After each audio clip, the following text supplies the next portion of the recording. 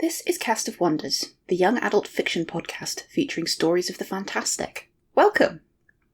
Episode 571. I'm Amy Brennan, editorial assistant and slush reader at Cast of Wonders and your host for today. Every year, Cast of Wonders highlights some of our favourite episodes from the previous year. It's a great chance for us to take a bit of a breather and let you, our listeners, catch up on any missed back episodes with new commentary from a different member of the crew. 2023 was also Escape Artist's first year as a US 501c3 registered charity. We've always been fully audience supported, but now your generosity can go even farther than it would have done before. As a non-profit, we can use more of each gift to bring free, accessible audio fiction to you and audience members around the world. One-time donations are fantastic and gratefully received, but what really makes a difference is subscribing. Subscribers at all levels give way more than just money. They give us stability, reliability, and dependability. Monthly donations give Escape Artists a reliable space station in a steady orbit, a sturdy castle, a bright theatre, a well-insulated dark tower, or a perfectly cat-shaped box from which to operate. Contact donations@escapeartists.net if you have any questions about how to support Escape Artists in our mission to continue bringing free audio speculative fiction to people all around the world. My staff pick story from 2023 is The Raven Princess by Danny Atkinson, which originally aired on the 5th of August as episode 543. Danny Atkinson is an author in southern Alberta, Canada, who thought that as an introverted book-loving computer junkie, she was primed for the quarantine lockdowns to be a breeze. That lasted for a couple of weeks until she missed the library so much and became so desperate for company that she started a teddy bear book club. Danny's brown bear Teddy most enjoyed reading and discussing the picture books Danny brought home from her year in Japan, while Baz the polar bear plushie favoured old back issues of fantasy magazines and comics. Their tastes may or may not have been influenced by what they were actually able to hold up when Danny was posing them. Danny's short fiction has previously appeared in Daily Science Fiction, Cast of Wonders, and the It Came from the Miskatonic University anthology from Broken Eye Books. She sporadically blogs at dejadrew.dreamwith.org. This story is narrated by Pippa Alice Stevens. Pippa Alice Stevens is an actress and voiceover artist. She is soon to be seen in The Invisible War, playing Rose Barkley, and Spiraling, playing Natalie. And now, we've a tale to tell.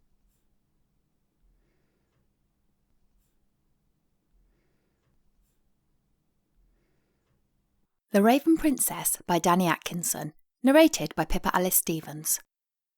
Oh no, Clorinda muttered, fluttering to the body of the fallen prince. His limp form lay sprawled at the base of a willow tree, the fine embroidery on his clothes gleaming in the shifting patches of sunlight cast between the branches. A basket lay near his feet, and an empty wine goblet lay toppled near his hand. Clorinda pecked his fingers. No, no, no. Notchbeak flapped down to join her. Who's this? Are you going to eat him? He started pecking the other hand. Dibs on his eyes. No, Clorinda cried, hopping to the man's chest. Notchbeak ruffled his feathers in a shrug. Well, fine. We can split the eyes. He has two, after all. No eye-eating, snapped Clorinda. He's not dead. The idiot is asleep. What's the one thing I told him? Don't eat or drink anything the witch gives you, I said. It'll be enchanted, I said.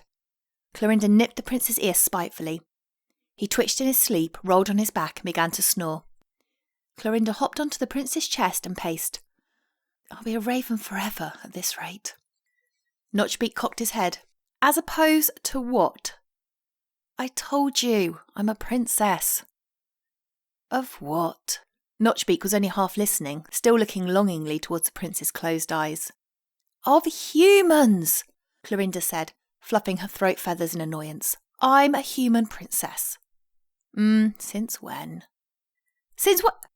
Clorinda blinked at him, beak agape. Since always, I told you. You've been a raven as long as I've known you. Since you were a scruffy, half-fledged chick. Notchbeak scratched the ground, perusing it for stray crumbs. And that's been what? 10 years? Clorinda beat her wings in agitation. And before that, I was a human girl. Notchbeak tugged at a particularly shiny thread of the prince's coat. Why'd you wait so long to kick up a fuss about it then? Clorinda hunched her wings awkwardly. You need a prince to save you. That's always how it works. But I was too young to marry before. How young? I think I was 8, Clorinda said. It's been a long time. Ah, so you've been a raven for longer than you've been human. Clorinda glared. What does that have to do with anything? Well, for one thing, you've been fishing jerky out of his pockets these last 5 minutes. I've been... Oh, darn it. Clorinda stared at the strips of dried meat she'd just worked loose from the prince's jacket. She hesitated, then grumpily finished gulping it down. Notchbeak turned a sulky eye to look at her sideways. And not sharing, I see. Say, does the magic food put us to sleep, or just him? I smell eggs in that basket. Clorinda croaked a defeated sigh. Go ahead. Notchbeak hopped into the basket and began wolfing down the devilled egg salad sandwiches. He stuck his head out with his beak full. No, said Clorinda, turning her beak up at him disdainfully. I'm not hungry. Notchbeak swallowed. You're still eating the prince's jerky? Oh, for... Clorinda glowered at the fresh talonful of jerky she'd apparently filched. She ate it, then hopped up to perch on the prince's head out of the way of temptation. The prince snorted a little, but still did not wake. Clorinda fretfully groomed her pinion feathers. All right. There's still 2 more days. Princes always get 3 chances. He just has to stay awake and resist the food and drink tomorrow. Then he can pour the enchanted wine over my feathers, kiss me on the head, and turn me back into a princess so we can live happily ever after. Easy.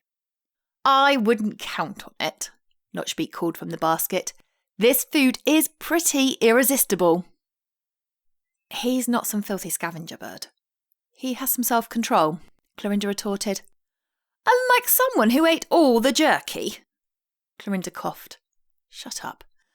I'm under the influence of my enchanted form. That won't be a problem after tomorrow. He'll save me and I'll be human again.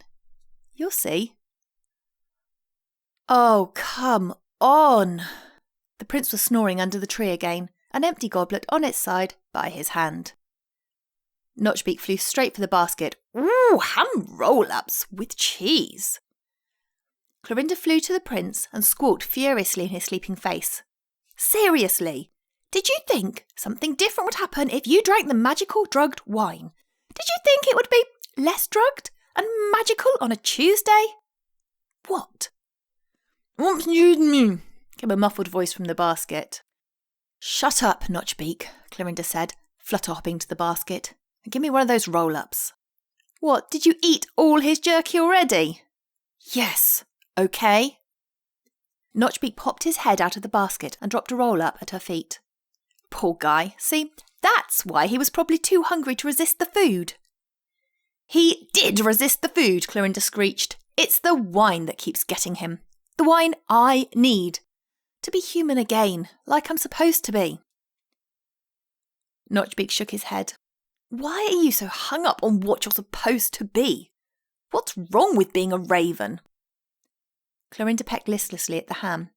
It's not wrong, it's just not right. I was born human. Born? Oh, right. Humans are born instead of hatched. Notchbeak shuddered. Painful-looking process. He paused, considering. Sometimes leaves tasty placenta and bloody bits around, though. Clorinda shoved the basket. You're revolting. I'm revolting. We're revolting, and I hate this! Notchbeak ducked back down into the basket to grab more ham. How'd you end up a raven if you started human anyway? Clorinda hesitated. My mother threw me off a tower. Oh, well, normal part of growing up. Happens to us all eventually. Wait, humans can't fly, can they? Nope. Notchbeak hopped out of the basket to stare at her. Why'd your mother throw you out of the nest if you couldn't fly? Clorinda shuffled from foot to foot. She got fed up with me, I guess, she whispered. I was being noisy underfoot, She held me up to look at the ravens flying around the tower and said, "I wish you'd fly away like one of them." And I did. Clorinda sighed. I think she cursed me, or maybe something in the woods was listening. I turned into a bird and flew away and joined your flock. Notchbeak huffed. An unkindness, dear. It's an unkindness of ravens. Lesser birds flock. Clorinda shrugged. Unkindness, flock, it's not what humans have. What do humans have? What's a flock of princesses? Notchbeak asked. A posse, maybe? I don't know. At this rate, I'll never find out. Because the word for a group of princes is a prat. Clorinda savagely pecked the prince's kneecap. What's he have to do with this anyway? Your mother's the one who cursed you and tossed you into the sky with us. Shouldn't you take it up with her? I couldn't, said Clorinda. She crouched down in a miserable huddle. Anyway, this is just how it works. I remember that much from the songs and stories they told me at bedtime when I was little. A prince saves you. You find magic that can fix you, you tell a prince where to find it, and he makes it work. I did what I'm supposed to. I found the witch with the magic wine. He's supposed to love me enough to make it work. Notchbeak snorted. Psh, sounds like cuckoo thinking. Laying all your eggs in someone else's nest and hoping they'll take care of it for you. Well, what would you suggest? Clorinda snapped. I already suggested eating his eyes, but you vetoed that. No eye-eating. Fine, Notchbeak said, and flew up into the willow. He called down to her from the boughs. We're ravens, chick. We don't instruct and wait. We trick, we steal, we pull on wolf tails and rob gull nests and snatch the sun from secret places in the dark. Wait, we what? Clorinda looked up at him in confusion. Notchbeak preened himself as he continued. Ravens have our own stories we tell ourselves. If you'd let yourself be one of us long enough to listen, be one of us today. Don't wait for someone to give you magic. Steal it. Think, girl. You're not a princess yet. What would a raven do? The next day, the old witch heard a tapping at her front door and greeted it with her best smile and a greeting on her lips. You're early today, your highness. Then she trailed off as she opened the door and found no one outside. Strange, she muttered, looking about. Then she heard a tapping on her back door. The witch closed the front door and hobbled to the back, grumbling, You should call it the front, like a proper gentleman. But there was no one there either. The tapping returned to the front door. The witch hobbled to the front door, then the back, then the front, with mounting irritation. Front, back, faster and faster, and never anyone there. Finally, when she heard the back door knocking, she whirled around and ran to it without bothering to close the front door first. I'll catch you, you little! She opened the door on Notchbeak, mid-peck. He winked up at her and called.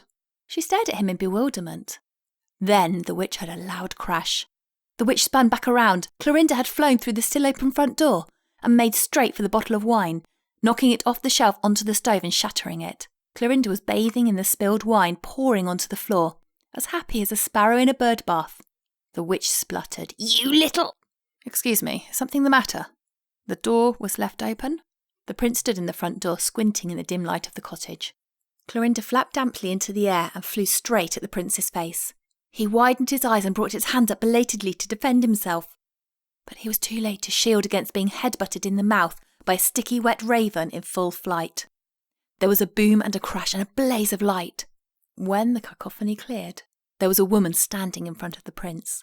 She was wearing ragged clothes that had once been fine, but were now far too small for her, drenched with wine. Her forehead was pressed to the prince's lips. The prince staggered back, eyes wide. He stared at her, mouth smeared with wine and a stray feather. He licked his lips and grinned. Well, hello, gorgeous. Are you... Then his eyes rolled back in his head and he toppled like a felled tree. Clorinda glared down at the prince as he began to snore. Really? Really? The witch glared at Clorinda. You've got what you wanted. Now drag your idiot out of here and clean up this mess, bird. I'm not a bird, said Clorinda. I'm a princess. The witch gave Clorinda a wry look. Are you sure? Yes, why? You just stole a strip of jerky out of his pocket. No, I didn't. The witch pinched the bridge of her nose. Get a mop, or get out. Clorinda sat by the snoring prince back under the willow tree. It was a familiar scene, except Clorinda was now viewing it from slightly higher up. Also, the prince was now stripped to his underwear. After she'd washed the wine off in a nearby stream, and awkwardly ripped her far too small child's clothes off her far too large adult human body, she decided giving her his clothes was the least the prince could do. It was basic chivalry. He probably would have agreed if he'd been awake. If not, well, not being awake to disagree was his own fault. She hugged her knees, and stared into the distance. Notchbeak flew up and perched on Clorinda's shoulder. Save any of that jerky? Am I a princess? Clorinda whispered. Really? Notchbeak fluttered dismissively. You keep saying so. Now you look it. Not quite as frilly, but I assume you come into your full adult plumage later. I didn't get fixed the way a princess should. I did it like a raven. And I thought... Clorinda stared up at the branches above, too high for her to reach and too small for her to hold. I thought everything would feel right once I was what I was supposed to be. But I don't think it is. Is this what being a princess is supposed to feel like? She sniffled. Should, supposed to, grumbled Notchbeak. You enchanted types are always so concerned with supposed to be and losing sight of what is. Clorinda snorted. Known a lot of enchanted types, have you? A few, Notchbeak said, nestling against her neck. There was one particular flock mate. Don't you mean unkindness mate? Notchbeak nipped her ear. Hush you. She was a bratty little hatchling, always falling out of trees and wandering into trouble. Didn't have the good sense to fly from a fox or fire. Still, she didn't deserve what happened. What did happen? Her mother cursed her into human shape. Clorinda twisted her head to try and look at him, eyes wide. Wait, what? I wish you'd fall out of the tree and stay there, I think she said. Something like that. And suddenly the hatchling was a bald, two-legged, wingless, featherless freak. Looked a lot like you, Notchbeak sighed. A lot. Clorinda got a sinking feeling. What happened to her? Oh, she never figured out how to fly again, though she wasted far too much of her life trying. Gave up and took a human mate. Became a queen. Clorinda froze, her heart pounded. Wait, what? What? Are you... Was she... Notchbeak nodded sadly. Probably so. Only so many human queens about. So I gather anyway. Human pecking orders are confusing. But then... Oh no. Are you telling me I was supposed to be a raven this whole time? Clorinda felt her voice rising in a shriek. Notchbeak batted her cheek lightly with a wing. Never said that. After all, her own mother was a human enchanted into a raven. Now you're just making stuff up. Notchbeak spread his plumage. I swear on my right wing. And that one's mother was a raven enchanted into a human again. Don't know how far back it goes, or what species it was they started with. Clorinda lay down on the ground, forcing Notchbeak to hop off her shoulder with a squawk. Her head was swimming. She felt like she'd been drinking enchanted wine herself. But why? Maybe your mother thought she was doing you a favour, returning you to what you were supposed to be, since she couldn't go herself. Notchbeak stood on Clorinda's collarbone. He leaned forward and fixed her gaze with his.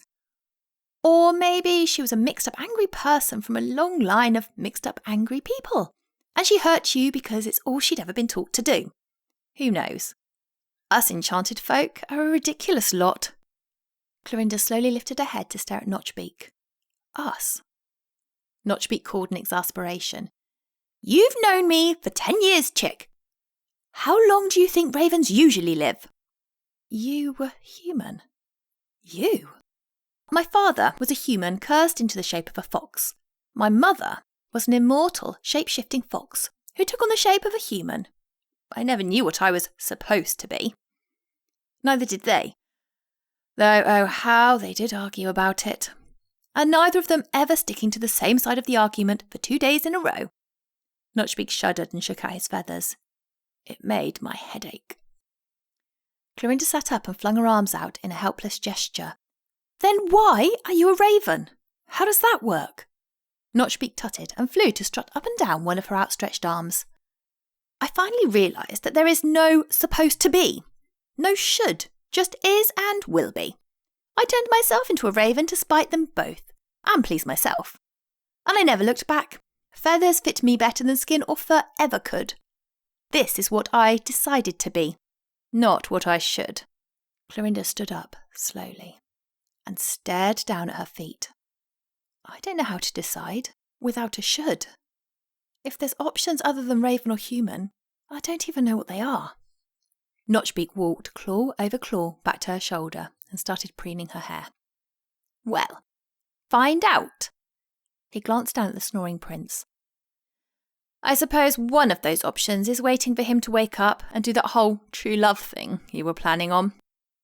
Clorinda looked at the prince. She sighed, turned away and started walking into the woods on unsteady legs. Wise choice, I think, said Notchbeak, nodding. He looked like terrible mate material. You'd come back to the nest to find half the eggs had been eaten by a snake. Definitely, Clorinda agreed. He did have good jerky, though. I know where a band of robbers hide their loot and supplies, Notchbeak said.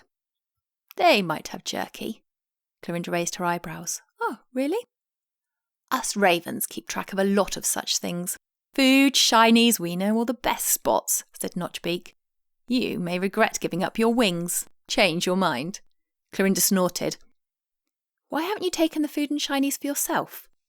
Notchbeak became abruptly interested in grooming his wings. The door of the hideout is closed and I don't have thumbs. Ha! Wait. Did you help me turn human just so you could take advantage of my thumbs? What? Never. Probably. Almost certainly not. Oh, hey! The path to the robber's den is that way. And the raven and the creature who might or might not be a princess strode off into the what is and the what will be. And we are back. What's not to love about this story? It's funny, and not in that cringy way that makes you feel embarrassed for the protagonist. It's more slapstick. Not quite, but close. There's your stereotypical princess, cursed to be a raven, who is trying her damnedest to break the curse, despite an apparently blockhead prince ignoring her specific instructions. She has agency. She knows what she needs to make what she wants to happen, and she uses it. She has a raven friend and a mentor who, well, he's rather food-oriented, isn't he? But then so's she. And he's not what he seems either, but he's also extremely helpful in reminding Clorinda of her strengths. Which brings us to the twist. You don't see it coming, and that's what makes this story truly great. Join us again soon. Cast of Wonders is brought to you by editor Catherine Inskip, assistant editor Alicia Caparaso, associate editors Tanya Eidelit, Amy Brennan, Joyce Hernandez, Somto Iheswe, Cup Jacob, Amanda Kong, Ray O, Simon Pan, Samuel Poots, Emma Smales, Denise Sudell, and Rin Yi. Our editorial assistant is Amy Brennan, our community manager is Denise Sudell, and our audio producer is Jeremy Carter. Cast of Wonders is part of the Escape Artists Foundation, a 501c3 non-profit, and this episode is distributed under the Creative Commons Attribution Non-Commercial No Derivatives 4.0 International License. That means you can download or listen to the episode on any device you like, but you can't change it or sell it. Our theme music is Appeal to Heavens by Alexei North, available from Promo DJ or his Facebook page. Thank you for listening.